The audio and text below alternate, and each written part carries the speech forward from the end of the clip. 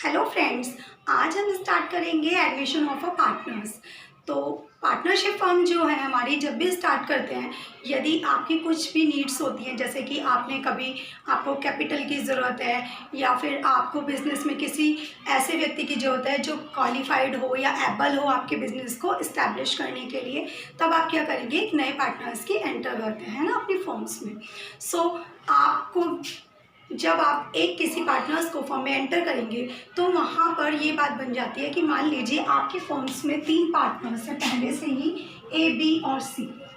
तीन पार्टनर्स आपकी फर्म में हैं और आप किसी ऐसे व्यक्ति को फर्म में लेकर आ रहे हैं अपने फर्म्स में जिसकी आपको नीड्स हैं, है ना। तो मान लीजिए अगर आप किसी डी पार्टनर्स को फर्म में एंटर कर रहे हैं, है ना, तो इसके लिए ज़रूरी है कि ए, बी और सी तीनों अपनी पूर्ण सहमति उन्हें दें। मतलब पूरे के पूरे, दोनों तीनों नहीं, ये नहीं कि बस ए और बी ने हाँ कर दी तो डी को हम एंटर कर लेंगे अपनी फर्म में, नहीं। जब तीनों ही एग्री होंगे किस चीज़ के लिए कि डी पार्टनर्स को फर्म में हम एंटर करेंगे, तब हम क्या करते हैं, डी पार्टनर्स को फर्म में एंटर करते हैं। अब मान लीजिए कि ए बी तो एग्रीड है फर्म में, ठीक है, किस लिए, डी पार्टनर्स को एंटर करने के लिए, लेकिन सी मना कर रहा है, कह रहा है मैं एग्री नहीं हूँ। तो क्या डी पार्टनर्स एंटर हो जाएगा, एडमिशन ले लेगा पार्टनर्स में? नहीं लेगा। क्यों? क्योंकि यहाँ पर तीनों ही पार्टनर्स क्या होने चाहिए, एग्रीड होने चाहिए, ठीक है।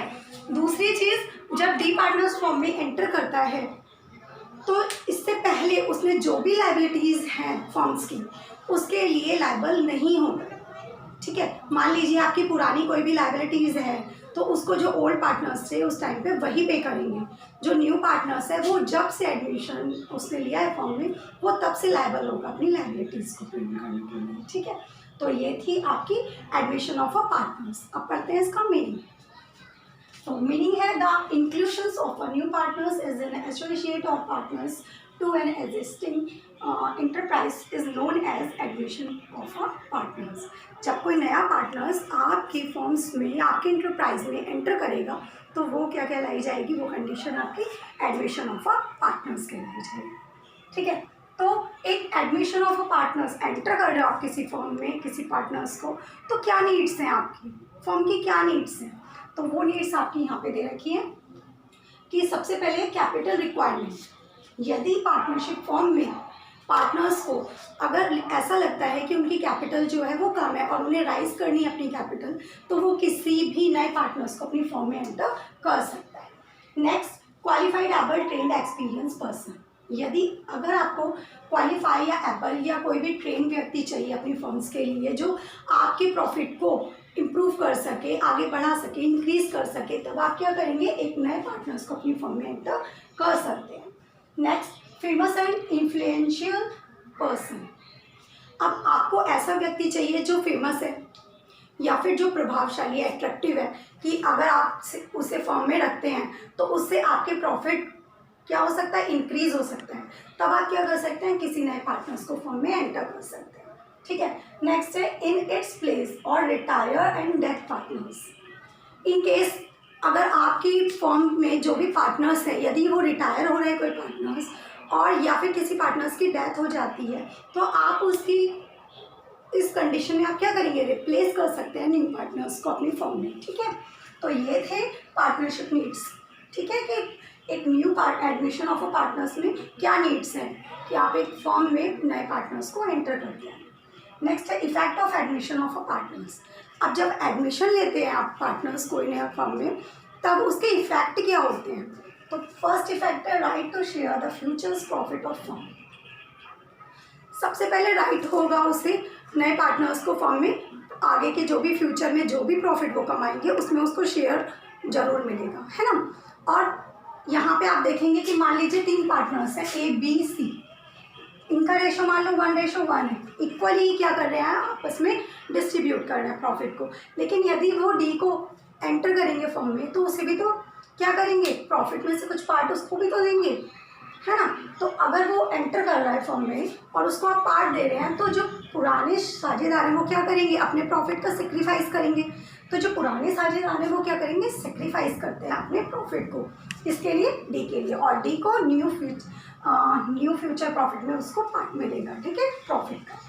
नेक्स्ट है है right to share the assets of the firms.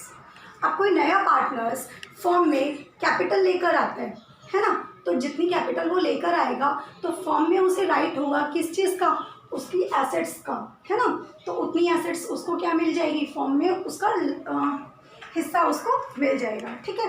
तो ये था आपका right to share the assets of the firms. अब बात आती है adjustment at the time of admission of a partners. Admission of partners time पर आप कौन कौन सी एडजस्टमेंट करते हैं। फर्स्ट एडजस्टमेंट आप करेंगे calculations of new profit sharing ratio. अब आपको मैंने बताया कि जब भी पार्टनर्स एंटर करेगा फर्म में तो उसको प्रॉफिट का पार्ट मिलेगा। तो जब प्रॉफिट का उसको पार्ट मिलेगा तो इसके लिए आपको न्यू जो पहले से आपने शेयरिंग प्रॉफिट रेशो बना रखे हैं वो भी चेंज होंगे फर्म्स के, तो चेंज होंगे, इसीलिए आपको क्या कैलकुलेशन करनी पड़ेगी, न्यू प्रॉफिट शेयरिंग रेशो की कैलकुलेशन करनी पड़ेगी। Next calculation of sacrificing ratio of old partners. अब पुराने जो पार्टनर्स हैं वो क्या करेंगे, सेक्रीफाइस करेंगे अपने प्रॉफिट का कुछ पार्ट, है ना। तो वो कितना सेक्रीफाइस कर रहे हैं तो उसकी भी कैलकुलेशन आपको करनी पड़ेगी, इसीलिए आपको यहाँ पे कैलकुलेशन ऑफ सेक्रीफाइसिंग रेशो निकालना पड़ेगा। नेक्स्ट है अकाउंटिंग ट्रीटमेंट ऑफ गुडविल। अब कैपिटल से अदर वो कोई भी प्रीमियम में गुडविल का पैसा लेकर आ रहा है फर्म में, है ना, एक्स्ट्रा मनी लेकर आ रहा है गुडविल के लिए, तो उसकी भी आपको यहाँ पे ट्रांजेक्शन करनी पड़ेगी। नेक्स्ट है adjustment of joint life policy insurance policy. यदि वो कोई जॉइंट लाइफ इंश्योरेंस पॉलिसी आपने कर रखी है फर्म में तो हम उसकी भी एंट्री यहाँ पे पास करते हैं।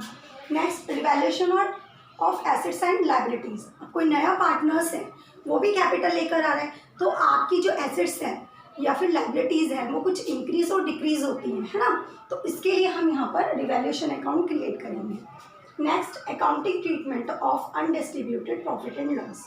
ठीक है, तो आपने जो भी आपका डिस्ट्रीब्यूट करेंगे, आप क्या प्रॉफिट कि कितना कितना किसको डिस्ट्रीब्यूट करना है उसकी क्या ट्रीटमेंट करेंगे वो हम यहाँ पे स्टडी करेंगे। Next adjustment of partners capital. अब पार्टनर्स कैपिटल अकाउंट पहले आपने 3 बना रखे होंगे, अब चौथा पार्टनर आ रहा है तो आपको पार्टनर्स कैपिटल अकाउंट भी दोबारा से क्रिएट करना पड़ेगा और उसमें डी को भी इंक्लूड करना पड़ेगा। तो ये थे आपके एडमिशन ऑफ पार्टनर्स का मेन पॉइंट्स, है ना। आपका नेक्स्ट क्लास में हम पढ़ेंगे कि न्यू प्रॉफिट शेयरिंग रेशो और सैक्रिफाइसिंग रेशो किस तरीके से कैलकुलेट की जाती है। तो आप इसे अच्छे से पढ़िएगा, ठीक है, और ध्यान से आप सारे रेशो वगैरह और कैलकुलेशंस अच्छे से कीजिएगा, समझिएगा। और अगर आपको कोई प्रॉब्लम आती है तो आप कमेंट करके आप बता भी सकते हैं मुझे, ठीक है। Okay, thank you friends.